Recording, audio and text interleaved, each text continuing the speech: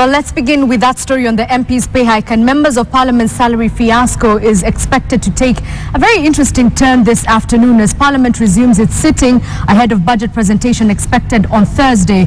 Now, this morning, the Chief Justice William Mutunga appointed a three-judge bench comprising of High Court judges Isaac Lenaola, Weldon Korir and Mombi Ngugi to sit here and determine a petition lodged by the Law Society of Kenya, and that's the one challenging the MP's decision to de-gazette legal notices that reduced their salaries.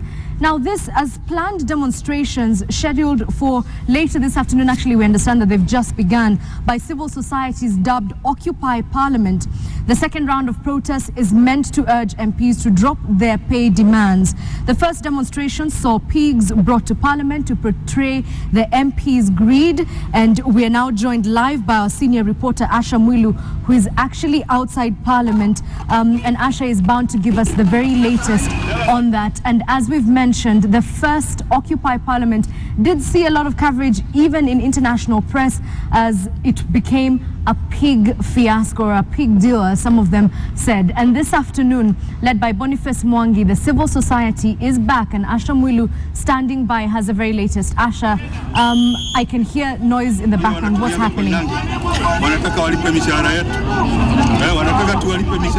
Reloaded as promised by the civil society has begun. This is the entrance to the Parliament buildings, which is right opposite County Hall, and this is Harambee Avenue. And what's happening right now is that the activists have marched here and they're already chanting slants, trying to obstruct members of Parliament from coming in here. If we could just move here, you can see down the road. They've retreated back to Uhuru Highway. We've just seen Boniface Mwangi. He's a notable figure in this protest, who is an activist, and he was bleeding. We don't understand what was happening. There's been a lot of confusion today, but police have not given them a warm welcome this time round.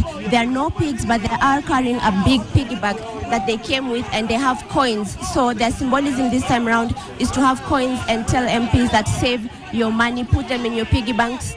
But police are not going to let them disrupt this afternoon's parliamentary proceedings, because it appears what their strategy was that they come here right before MPs make their way into the floor of the House. Of course, we know the proceedings today are supposed to begin at 2 p.m. And so their strategy was to disrupt the MPs as they are coming in and just chant slogans just to pass their message across. Around here, there is heavy security surveillance.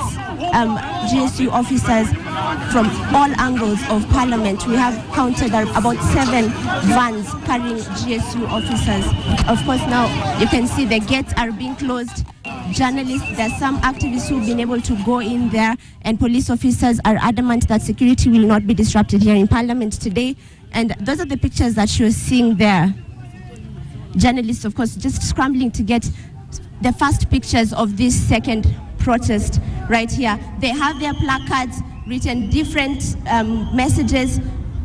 I can see one right now, someone explaining who an MP is, a person elected to represent people in their country's parliament. And Edith, remember, this is coming in the wake of talks between the Salaries and Remuneration Commission and the Public Service Commission. These talks began yesterday evening, and we have had no word yet as to whether they have reached a compromise with members of Parliament. But what we know today is that as these protests continue into the afternoon, police officers say activists are not going to disrupt peace. All right, Asha, as you've rightly mentioned, talks are currently ongoing, but do we think, or what have the activists said they will do this time around to make an impact? Because last time all everybody seemed to talk about was the pigs. Well, yes, of course, Edith, after the last time we saw them coming here with pigs and blood and just throwing all this mess all over the road. And a lot of people were talking about how that symbolism took the message away. So we can see sort of like a subtle approach this time around. They are carrying coins. We haven't seen anything yet, but right below me is a carton box full of, we don't know what they're there, but we're seeing, it appears they are bottles of fake blood. Let's just look inside. So Edith, perhaps maybe we could be seeing pigs coming back. seeing the same symbolism that they were using last time. But as I told you, it was really chaotic when they got here. Boniface Mwangi was all over the place. He was bleeding a bit from the head, and they retreated back to Uhuru Highway. Police officers around Parliament building, GSU officers in their trucks, ready for action, and police officers inside Parliament building, making sure that MPs are safe before the afternoon proceedings commence. How will this impact the whole discussion about the MPs' pay? We're yet to find out. We're hoping to get Boniface Mwangi sometime just to ask him what their plan is this time around. Edith. All right, Asha, thank you very much. But before I do let you go, in terms of numbers, are we seeing a bigger crowd than last time?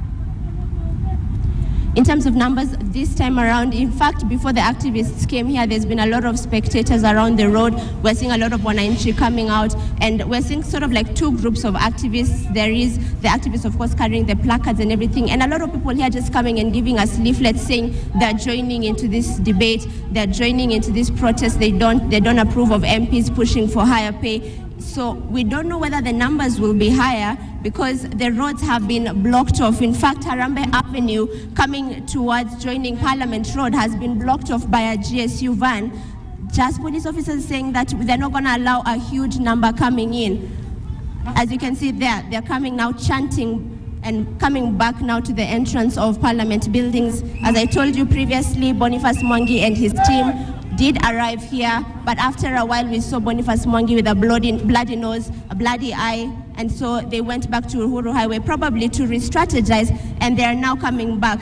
But really, Edith, what we can see here from this type of activism is that the message, what message are they passing across? They have a lot of placards, as you can see. There is the piggyback I was telling you about. A lot of messages written. They are power hungry, buffoon, mean, lazy. I mean, what message are they really trying to pass across? And for the common Wananchi, what is the war all about? We do know that MPs have been wanting to push their salaries back to the 800,000 shillings enjoyed by the 10th Parliament. The SRC had gazetted their new salaries at 500,000 shillings, and now, you know, that's the whole discussion around this, Edith.